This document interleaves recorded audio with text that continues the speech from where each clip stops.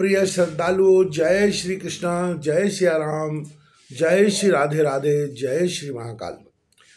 इस वीडियो में आपको श्रवण कराएंगे देवी षष्ठी के ध्यान पूजन एवं स्तोत्र तथा विशद महिमा का वर्णन। नारद जी कहते हैं, प्रभु भगवती षष्ठी, मंगल चंडिका तथा देवी मनसा, ये देवियां मूल प्रकृति की कला मानी गई हैं। मैं अब इनके प्राकट्य का प्रसंग तत्वपूर्वक सुनाना चाहता हूँ। भगवान नारायण कहते हैं, मुने, मूल प्रकृति के छठे अंश से प्रकट होने के कारण ये षष्ठी देवी कहलाती हैं। बालकों की ये अधिष्ठात्री देवी हैं। इन्हें विष्णु माया और बालदा भी कहा जाता है। मातृकाओं में देवसेना नाम से ये प्रसिद्ध है। उत्तम व्रत का पालन करने वाली इन साध्वी देवी को स्वामी कार्तिकेय की पत्नी होने का सौभाग्य प्राप्त है। वे प्राणों से भी बढ़कर इनसे प्रेम करते हैं। बालकों को दीर्घायु बनाना तथा उनका भरण पोषण एवं रक्षण करना इनकी स्वाभाविक गुण है। ये सिद्ध योगिनी देवी अपने योग के प्रभाव से बच्चों के पास सदा विराजमान रहती हैं। ब्राह्मण इनकी पूजा विधि के साथ ही यह एक उत्तम इतिहास भी सुनो। पुत्र प्रदान करने वाला यह परम सुखदायी उपाख्यान धर्मदेव के मुख से मैंने सुना है। प्रियव्रत नाम के एक राजा हो चुके हैं। उनके पिता का नाम था स्वयंभु मनु। प्रियव्रत योगी राज होने के कारण विवाह करना नहीं चाहते थे। तपस्या में उनकी विशेष रुचि थी, परंतु ब्रह्मा जी की आज्ञा तथा सत प्रयत्न के प्रभाव से उन्होंने विवाह कर लिया। उन्हें विवाह के बाद सुदीर्घ काल तक उन्हें कोई संतान नहीं हो सकी। तब कश्यप जी ने उनसे पुत्रेष्टि यज्ञ कराया। राजा की प्रेयसी भार्या का नाम मालिनी था। मुनि ने उन्हें चरु प्रदान किया। चरु भक्षण करने के पश्चात रानी मालिनी गर्भवती हो गई। तत्पश्चात सुवर्ण के समान प्रतिभा वाले कुमार की उत्पत्ति हुई, परंतु संपूर्ण अंगों से संपन्न वह कुमार मरा हुआ था। उसकी आंखें उलट चुकी थी। उसे देखकर समस्त नारियां तथा बांधवों की स्त्रियां भी रो पड़ी। पुत्र के असह्य शोक के कारण माता को मूर्छा आ गई। मुनि राजा प्रियव्रत उस मृत बालक को लेकर शमशान में गए। उस एकांत भूमि में पुत्र को छाती से चिपकाकर आंखों से आंसुओं की धारा बहाने लगे। इतने में उन्हें वहाँ एक दिव्य विमान दिखाई पड़ा। शुद्ध स्फटिक मणि के समान चमकने वाला वह विमान अमूल्य रत्नों से बना था। तेज से चमचमाते हुए उस विमान की रेशमी वस्त्रों से अनुपम शोभा हो रही थी। अनेक प्रकार के अद्भुत चित्रों से वह विभूषित था। पुष्पों की माला से वह सुसज्जित था। उसी पर बैठी हुई मन को मुग्ध करने वाली एक परम सुंदरी देवी को राजा प्रियव्रत ने देखा। श्वेत चंपा के फूल के समान उनका उज्ज्वल वर्ण था। सदा सुस्थिर तारुण्य से शोभा पाने वाली वे देवी मुस्करा रही थीं। उनके मुख पर प्रसन्नता छाई थी। रत्नमय भूषण उनकी छवि बढ़ाए हुए थे। योग शास्त्र में पारंगत वे देवी भक्तों पर अनुग्रह करने के लिए आतुर थीं।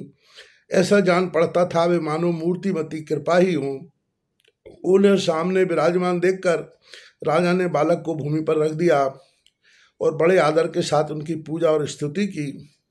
नारद उस समय स्कंद की प्रिया देवी षष्ठी अपने तेज से दैदीप्यमान थी। उनका शांत विग्रह भीष्मकालीन सूर्य के समान चमचमा रहा था। उन्हें प्रसन्न देखकर राजा प्रियव्रत ने पूछा, सुशोभने कांते सुव्रते बरारोहे, तुम कौन हो? तुम्हारे पतिदेव कौन हैं और तुम किसकी कन्या हो? तुम स्त्रियों में धन्यवाद एवं आदर की पात्र हो।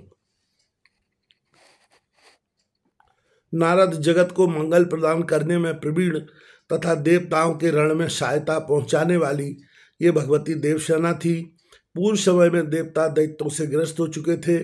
इन देवी ने स्वयं मैना बनकर देवताओं का पक्ष से ले युद्ध किया था। इनकी कृपा से देवता विजयी हो गए थे, अतएव इनका नाम देवसेना पड़ गया। महाराज प्रियव्रत की बात सुनकर ये उनसे कहने लगी। भगवती देवसेना ने कहा, राजन, मैं ब्रह्मा की मानसी कन्या हूँ। जगत पर शासन करने वाली मुझ देवी का नाम देवसेना है। विधाता ने मुझे उत्पन्न करके स्वामी कार्तिकेय को सौंप दिया है। मैं संपूर्ण मातृकाओं में प्रसिद्ध हूँ। स्कंद की पतिव्रता भार्या होने का गौरव मुझे प्राप्त है। भगवती मूल प्रकृति के छठे अंश से प्रकट होने के कारण विश्व में देवी षष्ठी नाम से मेरी प्रसिद्धि है।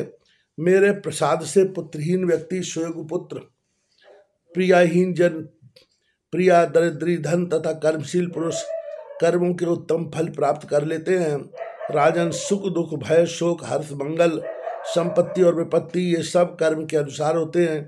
अपने ही कर्म के प्रभाव से पुरुष अनेक पुत्रों का पिता होता है और कुछ लोग पुत्रहीन भी होते हैं। किसी को मरा हुआ पुत्र होता है और किसी को दीर्घजीवी, यह कर्म का ही फल है। गुणी अंगहीन अनेक पत्नियों का स्वामी, भार्या रहित, रूपवान, रोगी और धर्मी होने में मुख्य कारण अपना कर्म ही है। कर्म के अनुसार ही व्याधि होती है और पुरुष आरोग्यवान भी हो जाता है। अतएव राजन, कर्म सबसे बलवान है, यह बात श्रुति में कही गई है। मुने इस प्रकार कहकर देवी षष्ठी ने उस बालक को उठा लिया और अपने महान ज्ञान के प्रभाव से खेल खेल में ही उसे पुनः जीवित कर दिया।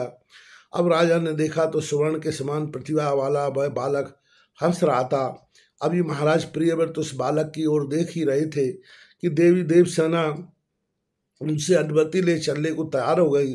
ब्राह्मण, उस समय देवी ने राजा से कर्म निर्मित वेदोक्त वचन कहा। देवी ने कहा, तुम स्वयंभु मनु के पुत्र हो, त्रिलोकी में तुम्हारा शासन चलता है। तुम सर्वत्र मेरी पूजा कराओ और स्वयं भी करो, तब मैं तुम्हें मंगल के समान मुख वाला मनोहर पुत्र प्रदान करूंगी। उसका नाम सुवृत होगा। उसमें सभी गुण और विवेक शक्ति विद्यमान रहेगी। वह भगवान नारायण का कलावतार तथा प्रधान योगी होगा। उसे पूर्व जन्म की बातें याद रहेंगी। क्षत्रियों में श्रेष्ठ वह बालक 100 अश्वमेध यज्ञ करेगा। सभी उसका सम्मान करेंगे। उत्तम बल से संपन्न होने के कारण वह ऐसी शोभा पाएगा जैसे लाखों हाथियों में सिंह। वह धनी, गुणी, शुद्ध विद्वानों का प्रेम भावन तथा योगियों, ज्ञानियों एवं तपस्वियों का सद्रूप होगा। त्रिलोकी में उसकी कीर्ति फैल जाएगी। वह सबको सब संपत्ति प्रदान कर सकेगा। इस प्रकार राजा प्रियव्रत से कहने के पश्चात भगवती देवसेना उन्हें पुत्र प्रदान करने के लिए तत्पर हो गई। राजा प्रियव्रत ने पूजा की सभी बातें स्वीकार कर ली। यूँ भगवती देवसेना ने उन्हें उत्तम वर देश स्वर्ग के लिए प्रस्थान किया। राजा भी प्रसन्न मन होकर मंत्रियों के साथ अपने घर लौट आए। आकर पुत्र विषयक वृत्तांत सबसे कह सुनाया। नारद यह प्रिय वचन सुनकर स्त्री और पुरुष सबके सब परम संतुष्ट हो गए। राजा ने सर्वत्र पुत्र प्राप्ति के उपलक्ष्य में मांगलिक कार्य आरंभ करा दिया। भगवती की पूजा की, विप्रों को बहुत सा धन दान दिया। तब से प्रत्येक मास में शुक्ल पक्ष की षष्ठी तिथि के अवसर पर भगवती षष्ठी का महोत्सव यत्न पूर्वक मनाया जाने लगा। बालकों के प्रसव गृह में छठे दिन, 21वें दिन तथा अन्नप्राशन के शुभ समय पर यत्न पूर्वक देवी की पूजा होने लगी। सर्वत्र इसका पूरा प्रचार हो गया। स्वयं राजा प्रियव्रत भी पूजा करते थे। सुव्रत, अब भगवती देवसेना का ध्यान पूजन स्तोत्र कहता हूँ, सुनो। यह प्रसंग कौथुम शाखा में वर्णित है। धर्मसेना के मुख से सुनने का मुझे अवसर मिला था। मुने शालग्राम की प्रतिमा कलश अथवा बट के मूल भाग में या दीवाल पर पुतलिका बनाकर प्रकृति के छठे अंश से प्रकट होने वाली शुद्ध स्वरूपणी इन भगवती की इस प्रकार पूजा करनी चाहिए। विद्वान पुरुष इनका इस प्रकार ध्यान करे। सुंदर पुत्र कल्याण तथा दया प्रदान करने वाली ये देवी जगत की माता है। श्वेत चंपक के समान इनका वर्ण है। रत्नमय भूषणों से ये अलंकृत हैं। इन परम पवित्र स्वरूपणी भगवती देवसेना की मैं उपासना करता हूँ। विद्वान पुरुष एवं ध्यान करने के पश्चात भगवती को पुष्पांजलि समर्पण करें। पुनः ध्यान करके मूल मंत्र से इन साध्वी देवी की पूजा करने का विधान है। पाद, अर्थ, आचमनीय, गंध, पुष्प, दीप, विविध प्रकार के नैवेद्य तथा सुंदर फल द्वारा भगवती की पूजा करनी चाहिए। उपचार अर्पण करने के पूर्व ओम ही षष्ठी दव्य स्वाहा इस मंत्र का उच्चारण करना भेद है। पूजक पुरुष को चाहिए कि यथाशक्ति इस अष्टाक्षर महामंत्र का जप भी करें। तदनंतर मन को शांत करके भक्तिपूर्वक स्तुति करने के पश्चात देवी को प्रणाम करें। फल प्रदान करने वाला यह उत्तम स्तोत्र सामवेद में वर्णित है। जो पुरुष देवी के उपयुक्त अष्टाक्षर महामंत्र का 1 लाख जप करता है उसे अवश्य उत्तम पुत्र की प्राप्ति होती है, ऐसा ब्रह्मा जी ने कहा है। मुनिवर, अब संपूर्ण शुभ कामनाओं को प्रदान करने वाला स्तोत्र सुनो। नारद सबका मनोरथ पूर्ण करने वाला यह स्तोत्र वेदों में गोप्य है।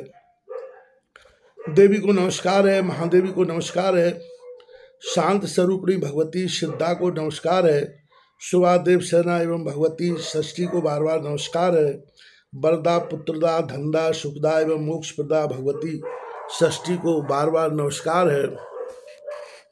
मूल प्रकृति के छठे अंश से प्रकट होने वाली सिद्ध स्वरूपणी भगवती षष्ठी को नमस्कार है। माया सिद्ध योगिनी शारदा और परादेवी नाम से शोभा पाने वाली भगवती षष्ठी को बार बार नमस्कार है। बालकों की अधिष्ठात्री, कल्याण प्रदान करने वाली, कल्याण स्वरूपणी एवं कर्मों के फल प्रदान करने वाली देवी षष्ठी को बार बार नमस्कार है। अपने भक्तों को प्रत्यक्ष दर्शन देने वाली तथा सबके लिए संपूर्ण कार्यों में पूजा प्राप्त करने की अधिकारिणी स्वामी कार्तिकेय की प्राण प्रिया देवी षष्ठी को बार बार नमस्कार है। मनुष्य जिनकी सदा वंदना करते हैं तथा देवताओं की रक्षा में जो तत्पर रहती है उन शुद्ध सत्व स्वरूपा देवी षष्ठी को बार बार नमस्कार है। हिंसा और क्रोध से रहित भगवती षष्ठी को बार बार नमस्कार है। सुरेश्वरी, तुम मुझे धन दो, प्रिया पत्नी दो और पुत्र देने की कृपा करो। माहेश्वरी, तुम मुझे सम्मान दो, विजय दो और मेरे शत्रुओं का संहार कर डालो। धन और यश प्रदान करने वाली भगवती षष्ठी को बार बार नमस्कार है। सुपूजते, तुम भूमि दो, प्रजा दो, विद्या दो तथा कल्याण एवं जय प्रदान करो। तुम षष्ठी देवी को बार बार नमस्कार है। इस प्रकार स्तुति करने के पश्चात महाराज प्रियव्रत ने षष्ठी देवी के प्रभाव से यशस्वी पुत्र प्राप्त कर लिया। ब्राह्मण, जो पुरुष भगवती षष्ठी के इस स्तोत्र को 1 वर्ष तक श्रवण करता है वह यदि अपुत्री हो तो दीर्घजीवी सुंदर पुत्र प्राप्त कर लेता है। जो 1 वर्ष तक भक्तिपूर्वक देवी की पूजा करके इनका यह स्तोत्र सुनता है उसके संपूर्ण पाप विलीन हो जाते हैं। महान बंध्या भी इसके प्रसाद से संतान प्रसव करने की योग्यता प्राप्त कर लेती है। वह भगवती देवसेना की कृपा से गुणी, विद्वान, यशस्वी, दीर्घायु एवं श्रेष्ठ पुत्र की जननी होती है। काकबंध्या अथवा मृतवत्सा नारी 1 वर्ष तक इसका श्रवण करने के फलस्वरूप भगवती षष्ठी के प्रभाव से पुत्रवती हो जाती है। यदि बालक को रोग हो जाए तो उसके माता पिता 1 मास तक इस स्तोत्र का श्रवण करें तो षष्ठी देवी की कृपा से उस बालक की व्याधि शांत हो जाती है। श्री सद्गुरुदेव भगवान।